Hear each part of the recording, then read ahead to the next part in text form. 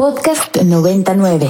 México es señalado como responsable de la crisis de opioides u opiáceos que provoca la muerte de 1.500 estadounidenses cada semana. Políticos republicanos han propuesto intervenir para combatir a los cárteles en territorio mexicano. Discursos que han tomado fuerza con fines electorales, a un año de la elección presidencial de Estados Unidos. El problema es real, pero la solución no necesariamente está en enfocarse en México, pero decirlo les da votos. En marzo de 2023, el secretario de Seguridad Nacional de Estados Unidos, Alejandro Mayorkas, calificó la sobredosis de fentanilo como el mayor desafío que enfrentan en ese país. Pero Estados Unidos no es el único. Las muertes por opioides se han disparado en países como Australia y Canadá. La administración demócrata de Joe Biden ha respondido a las críticas de los republicanos, asegurando que trabaja y presiona a México para combatir el tráfico de esas sustancias, en particular el fentanilo. Por ello, la reciente extradición de Ovidio Guzmán López, el ratón, hijo de Joaquín El Chapo Guzmán, significó un logro, al ser considerado uno de los líderes del cártel de Sinaloa dedicados a la producción y tráfico de esa droga, los Chapitos. O autoriza la extradición, la Secretaría de Relaciones Exteriores. Not to invade Mexico, not to shoot Mexican. We extradited Ovidio Guzmán López. El combate al tráfico de fentanilo seguirá siendo utilizado por los republicanos para ganar popularidad rumbo a las elecciones del 2024, sobre todo por quien hasta ahora se perfila como el que será el candidato de ese partido, el expresidente Donald Trump. We're going to unleash the fury and might of the United States against these cartels, not to invade Mexico, not to shoot Mexican airplanes down, but to destroy drug labs that are poisoning Americans. Y una intervención en México seguirá siendo propuesta por quienes aspiran a la candidatura presidencial del Partido Republicano u otros políticos que busquen reelegirse en sus cargos. Muy buenos días, este es el video con el que Ron DeSantis, actual gobernador de Florida, hizo pública su candidatura para ser presidente de Estados Unidos. Durante una transmisión de Twitter expuso sus propuestas para llegar a la Casa Blanca. La que más sobresalió fue la del cierre de la frontera con México para frenar el tráfico de fentanilo. A lot of the Republicans are saying they're going to do this. We're losing more lives. If we were in a war, we wouldn't be losing, because I believe the number is 300,000. But we can't have a war with Mexico. No, it's a war on cartels. Mexico's petrified of the cartels. The cartels are running Mexico. But if we send our troops across the southern border, you know better than I do that the Mexican president, if he doesn't like it, we're in a war. I know, but I'm not too worried about that war. Ovidio Guzmán López se declaró no culpable de los 5 cargos en su contra, aunque no se descarta que pueda llegar a un acuerdo con la Fiscalía estadounidense. Su abogado considera poco probable que acepte hablar de sus hermanos. Is Ovidio going to help the government track down his brothers? Anybody have a more intelligent question? No, sorry. He's not planning on cooperating against his brothers. The evidence against the sons is not necessarily the evidence against the father. El objetivo de Estados Unidos sí es llevar ante la justicia al resto de los Chapitos. El fiscal general de ese país, Merrick Garland, reveló al comparecer en el Congreso de Estados Unidos que solicitará a México la detención y extradición del resto de los hijos del narcotraficante Joaquín El Chapo Guzmán: Iván Archibaldo, El Chapito, Jesús Alfredo Guzmán Salazar, El Alfredillo y Joaquín Guzmán López, El Güero. That operation targeted violent fugitives and resulted in 4,400 arrests across 20 cities in just 3 months. Our work also includes combating the drug cartels that are poisoning Americans. Last Friday, we extradited Ovidio Guzmán López, a leader of the Sinaloa cartel, from Mexico to the United States. Para México, la detención y extradición de Ovidio Guzmán no es producto de la presión de Estados Unidos, sino una muestra de colaboración entre ambos países.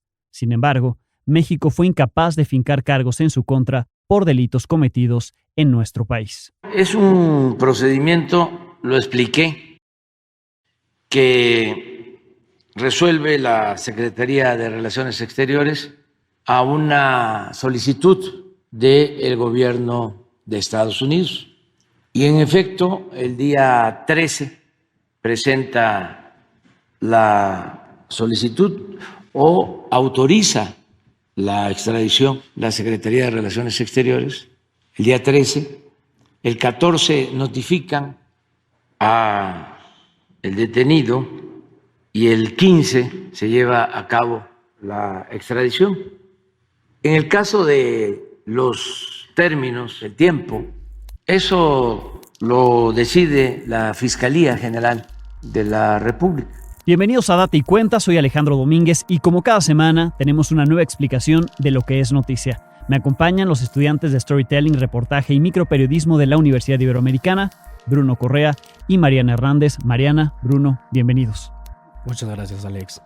Hicieron entrevistas que nos ayudarán a comprender este tema. Comienzo contigo, Bruno, porque entrevistaste al periodista Ioan Grillo. Claro que sí, Alex. Yo entrevisté a Ioan Grillo, el cual es un periodista y autor británico conocido por su trabajo en temas relacionados con el crimen organizado, el narcotráfico y la violencia en América Latina. Ha escrito varios libros que exploran estos temas, incluyendo El Narco, Inside Mexico Criminal Insurgency, entre otros. Y también ha contribuido en la creación de documentales y demás. Lo primero que platiqué con Ian fue sobre la responsabilidad de crisis de opioides.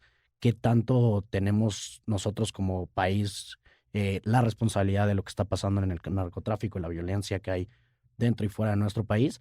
Pero también, ¿qué hay de responsabilidad en Estados Unidos? ¿Cuál es su responsabilidad y por qué no se habla tanto de ello? En Estados Unidos ahorita los republicanos tomando, pues, mira que México está como atacándonos con este fentanilo. Y en México, mira cuánto el tráfico de armas de fuego que llega de Estados Unidos a México. Y los mismos consumidores ahí que están consumiendo drogas, que alimenta la corrupción. Yo creo que podemos decir los dos lados. Yo creo que al lado de Estados Unidos, ellos tienen que enfrentar que ellos tienen este problema con el problema más grande en el mundo de consumo, de adicción y de muertos, claro, sobredosis de drogas. Y realmente no importa si culpa de México o no, ellos al final sufren estas consecuencias y tienen que verlo. Luego seguimos platicando sobre la extradición que fue hace poco de Ovidio Guzmán y qué significa esto realmente para el problema de narcotráfico que estamos viviendo y la violencia de México y la crisis de consumo de opioides en el mundo. Si realmente esto va a detener o no el problema. Con la detención de Ovidio y luego la extradición de Ovidio se ve un poco menos poderoso. Y está como el Estado mexicano, el ejército y el gobierno mostrando un poco su poder en contra de ellos. Uh-huh. Entonces, este equilibrio del Estado con el cartel y también dentro del cartel con los Chapitos y luego el Mayo y luego entre otros carteles con el cartel de Sinaloa y luego el cartel de Jalisco. Y ellos mismos como pelean para las plazas, pelean para el tráfico, se pega un poco este balance de poder. Los narcotraficantes siguen traficando drogas, hay muchos, el Ovidio lo puede reemplazar con otra persona.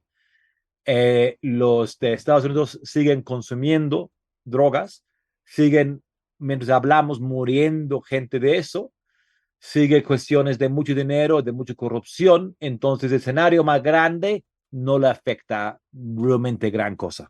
Luego le quise preguntar sobre esta constante presión que tiene Estados Unidos hacia nosotros de tener que parar el narcotráfico, de tener que parar todas estas drogas y opioides que van hacia su país, pero también dónde está su lado de responsabilidad en todas las armas de fuego que pasan a nuestro país y luego son utilizadas por el crimen. Por esos mismos criminales, ¿no? Sí, claro. Los que luego cometen, digamos, producen en este caso el fentanilo y luego lo trafican hacia Estados Unidos. Claro. Y mientras estuvo miles y miles, millones de armas de fuego que pasan de Estados Unidos a México. Al final es un caso histórico de tráfico de armas de fuego a yo diría un conflicto armado en México. Es un debate sobre si es un conflicto armado, pero yo diría es una forma híbrido de conflicto armado en México. Uh-huh. Y estamos hablando de estos 10 años de 300,000 homicidios en México. Y un 70% con armas de fuego. Hablando con Ioan, me di cuenta que el problema es mucho más grande. Hay cosas por detrás que suceden y que hacen que los jóvenes en México sigan metiéndose dentro del narcotráfico. Entonces le pregunté que cómo está la falta de oportunidades económicas en nuestro país y la limitada movilidad social para los jóvenes impulsa a los jóvenes o los empuja en cierta manera a estos crímenes. Perdón, vuelvo a iniciar, ¿no? Continuando hablando con Jan, me di cuenta que este problema es mucho más grande. ¿Cómo es que los jóvenes en nuestro país son cada vez más empujados al narcotráfico a través de las faltas de oportunidades que tenemos en nuestro país? y la limitada movilidad social que impulsa a los jóvenes a considerar esta opción y unirse a los grupos de narcotráfico. Pero hay que hacer programas muy concretas. Hay que ir en los lugares donde reclutan jóvenes, chavos, al crimen organizado. Y no de los de 15, 16 años que ya está dentro, pero chavos de 12, 11 años antes que entran. Es cuestión de oportunidades, pero también voluntad del Estado, ¿no? Yo creo que sí, ha sido exitoso en tiempos. Cuando fue Ciudad Juárez, la ciudad más violenta del mundo en esta época de 2008-2011, hubo de repente una cascada de apoyo a programas sociales y sí, de repente la gente da conciencia, ok, hay que dar estos programas, bien, y sí empieza a bajar la violencia. Entonces sí creo que hay programas que pueden funcionar, que han mostrado que funcionan, pero hay que ponerlo bien. El malo del presidente López Obrador en este aspecto, y no soy que critico completamente el concepto de abrazos, no balazos, pero hay que realmente poner en práctica programas de prevención que funcionan. Muy bien, Bruno, pues así lo que te dice Ioan Grillo. Por cierto, al respecto de esto último que comentas tú, que te hizo pensar la respuesta de Ioan, ¿no? La necesidad de ir a atacar ese reclutamiento. Se acaba de publicar la semana pasada en la revista Science un documento importantísimo al respecto de 3 investigadores, entre ellos Rafael Prieto Curiel, pero también Alejandro Ope, quien lamentablemente perdió la vida hace algunos meses, pero que dejó este trabajo, un trabajo fundamental para comprender cómo el reclutamiento por parte de los cárteles de la droga pues debería ser atacado. Y si atacamos ese reclutamiento, entonces, según los datos que ellos revelaron, digamos, las estimaciones matemáticas que ellos hacen, pues dejaría menos violencia. Podría ser una forma para erradicar la violencia y seguramente en este tema que nos compete, pues seguramente podría contribuir en la reducción del tráfico de fentanilo y en particular la reducción de la violencia en México. Interesantísimo esto que te cuenta Ioan Grillo. Muchísimas gracias de nuevo. No, a ti, Alex. Muchas gracias. Y Mariana Hernández, tú nos cuentas al respecto de lo que en la academia se dice, de lo que dice Estados Unidos contra México. Estos políticos republicanos, la mayoría que ya algunos escuchábamos, entre ellos Donald Trump, que podría llegar a la presidencia de nuevo de Estados Unidos, un discurso contra México, como si solo México fuera el culpable de esta crisis. Sí, Alex, yo platiqué con Enrique Darson, que es un internacionalista y también es profesor de la Ibero. Y aparte, él trabaja en un proyecto que se llama Imagen de México, que se dedica a analizar pues cómo se ve a México en otras partes del mundo. Justo, entonces lo primero que platiqué con él fue la relación que hay entre México y Estados Unidos respecto al narcotráfico, y esto fue lo que él me dijo. Creo que es una relación muy compleja en donde tenemos 2 actores que no confían el uno en el otro. Y esa es una cuestión ya histórica de nuestra relación política. Y eso se viene exacerbando con la venida de una elección presidencial en Estados Unidos que comienza el próximo año, donde pues en buena medida somos una ideal piñata política en donde los candidatos del Partido Republicano ganan muchos puntos, muchos réditos políticos de golpear a México y de mostrarnos como un país débil, como un país, una vez más, al cual se le debe desconfiar. Y también, como él menciona, son los republicanos quienes usan esta imagen, pero no solamente ellos, son los políticos en Estados Unidos en general, y esto lo podemos ver con el uso que se le está dando a las imágenes de Ovidio Guzmán por parte del gobierno de Estados Unidos. Es bien importante que para la administración Biden se muestre a Ovidio capturado como reflejo de que se están haciendo las cosas, de que se está tratando de combatir esta droga pues tan temible y que no están sentados de brazos. Luego al Partido Demócrata se le acusa de ser un poco débil en cuestiones de seguridad nacional y de lucha contra el narcotráfico. Ahorita que vienen elecciones en Estados Unidos, el tema del narcotráfico es algo muy importante para ambos partidos, tanto republicanos como demócratas, y pues Enrique nos contó sobre el uso que se da del tema del narcotráfico para las elecciones.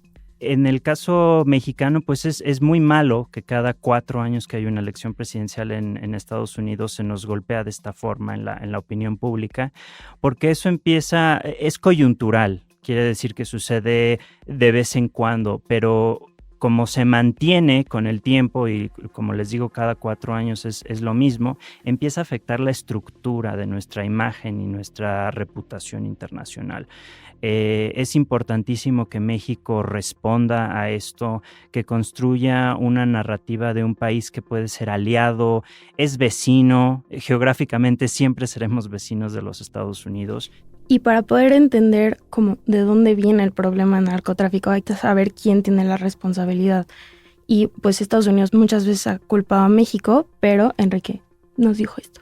Yo diría más que toda la responsabilidad de lo que estamos viviendo es a raíz de los Estados Unidos, que es un país archiconsumidor de drogas, es un país donde fluyen las armas, se venden libremente en Estados Unidos y llegan aquí a los capos de la droga. Entonces, pues necesitamos el apoyo estadounidense y la confianza estadounidense, el oversight también estadounidense, ¿por qué no? Y que se nos trate como iguales en este conflicto. Y justamente esta relación que tenemos y tratar de vernos como iguales, México tiene que hacer algo, ¿no? Uh-huh. Entonces, gran parte importante de esto es la relación que hay entre los presidentes. Me sorprende enormemente ver a una 4T aquí en México que no aprovecha el tener a un aliado en el gobierno de los Estados Unidos, que es el presidente Biden, que es un presidente que nos respeta, un presidente que quiere armar alianzas, y en vez de ello vemos un extraño matrimonio entre una izquierda mexicana con una derecha estadounidense. Me refiero a una relación entre López Obrador y Donald Trump que es extremadamente cómoda, ¿no? Peligrosamente cómoda. Entonces, para poder enfrentarnos a la imagen que se tiene en el exterior de México, que en parte es creada por Estados Unidos, pues nosotros como país tenemos que hacer algo. Entonces, esto es lo que dice Enrique. Tenemos que, en vez de escaparnos de los problemas o decir no hay inseguridad en México, no hay problemas de feminicidio, de violencia generalizada, sino esto es lo que el gobierno está haciendo para tratar de contrarrestarlo y ser muy, muy directos y muy frontales sobre esa lucha, buscar también el compromiso con los Estados Unidos. Yo creo que eso puede modificar la manera en la que ve México al exterior. Y pues sí, este tema no es solamente cómo se nos ve en otros países, también afecta a las votaciones en Estados Unidos. Entonces, el mejorar nuestra imagen ante el público internacional puede tener un efecto directo en otros países. Y bueno, también, como ya mencioné, Enrique colabora en un grupo de análisis que se llama Imagen de México, y pues él nos habló un poco sobre el trabajo que hacen. Participo en un grupo de análisis que se llama Imagen de México en el Mundo. Nos pueden encontrar en su buscador en línea, Imagen de México en el Mundo, y estamos comprometidos con solucionar la manera en la que se nos ve en el exterior. Afortunadamente, hasta ahora se nos ve como un país exótico, como un país en vías de desarrollo, pero si permitimos que la agenda la domine Estados Unidos y nos muestre como monstruos, pues eso va a llevar a que ya no seamos exóticos, sino que seamos vistos como un país bárbaro, y eso pues no está en nuestras intenciones, ¿no? Como un país que está emergiendo. Y en estos momentos podemos consultar el reporte de la organización de 2013 a 2018 en su página, que es imagendemexico.org, pero próximamente van a sacar su siguiente informe. Bien, interesantísimo lo que te dice Enrique, porque nos muestra, ¿no? Lo que debemos hacer como país para no tener esa imagen tan, pues sí, un poco hecha como si fuéramos los monstruos, ¿no? Como si en México solamente hubiera crimen. Sí se cometen crímenes, sí hay gran parte del narcotráfico concentrado en México y sí efectivamente trafican droga hacia Estados Unidos, pero también le señalaron los dos, tanto Joan, a Bruno como a ti, Mariana Enrique, de la responsabilidad que tiene Estados Unidos, cómo deben asumir esa responsabilidad, no solamente echar culpas hacia México, y también la importancia de la colaboración entre ambos países justo para erradicar o por lo menos combatir combatir este problema. Ahí está el punto que da Enrique. Si Estados Unidos con Joe Biden quiere colaborar, pero México un poco pone esta barrera, aunque con Donald Trump, pues al parecer reaccionábamos más por las amenazas que él hacía. Veremos qué ocurre ya para el próximo año que haya elecciones en ambos países, cómo quedan, quién queda, qué partidos, a qué grupos están alineados, si a la derecha, si a la izquierda, y cómo esta colaboración que actualmente vemos, pues es unos por un lado defendiendo lo que hacen y otros, por otro lado, atacando hacia México, ¿no? En el caso de los republicanos, pues cómo se ponen de acuerdo para seguir con este reto, que este reto al final va a continuar, gobierne quien gobierne. Bruno, muchísimas gracias. A ti, Alex, muchísimas gracias. Y sí, es un tema muy importante y sobre todo algo que tenemos que tener conscientes nosotros como mexicanos, porque es algo que está en nuestro país. Mariana, gracias. Gracias, Alex. Y gracias a ustedes por habernos acompañado. Como cada semana, los invitamos a que se suscriban al podcast, que califiquen este y los demás episodios.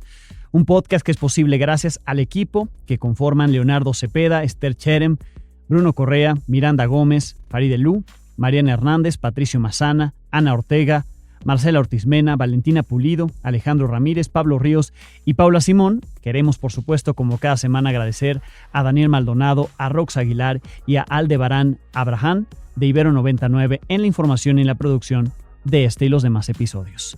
Hasta la próxima semana.